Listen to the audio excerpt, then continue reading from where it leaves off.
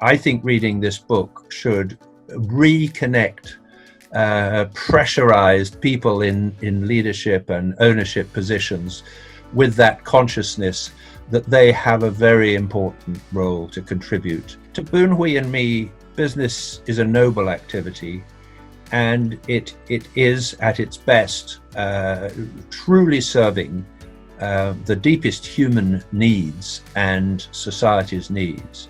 This is exactly one of the hope that Mark and myself in endeavoring to write a book like this, to begin a conversation, stimulate your mind that there is a different way of looking at business. There's a different way of looking at a market. Business can and should play a positive role, and likewise individuals in business see themselves as stewards, could come together to provide that creative solution, the positive solution.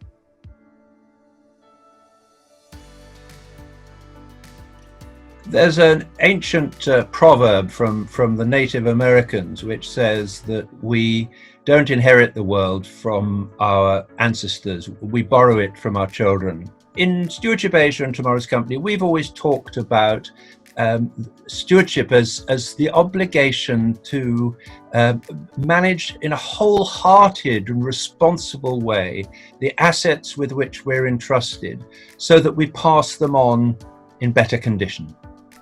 I would like to define stewardship in this way. It is all about how a business could grow and be successful for the long term, and in the process benefit not only its shareholders but also stakeholders as well as the society in general. We also both strongly believe that there are three very important constituent parts to stewardship. The first one is about the will. It's about the determination to make an impact. The second one is about a recognition that we're all independent. No person, no organization is an island. And the concept of stewardship reasserts that interdependence. And the third element, as Mr. Ong said so powerfully just now, is the element about time. Every company changes in time, and the most important companies endure through time.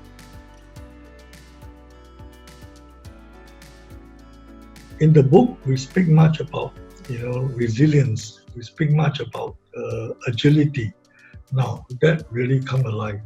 It is something that whether it's a small and medium enterprise or your large entity, you have to struggle with how not only to overcome the crisis, but preserving its capacity, its energy, and so that when the time comes for you to be able to recover. Now, when that point comes, have you been able to steward your organization through the storm, through the crisis, at the same time preparing itself, as what we always say, handling short terms with an eye on the long term. And when the time comes, you are able to bounce back faster, stronger, better than others. You can't talk about success in a business or a nation unless you understand the true constituents of value, which are much more than financial, and which are ultimately about human well-being.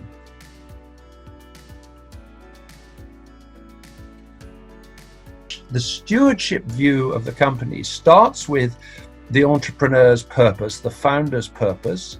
It goes on to say that the organization exists in order to fulfill that purpose.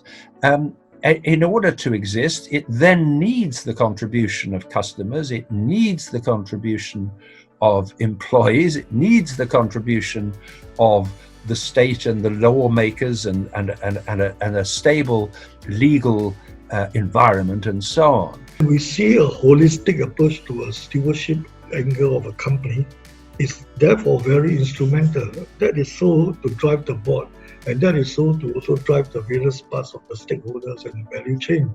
And that's why I think stewardship concept offer a very good angle for which companies can can analyze its survival, its existence, as well as its growth.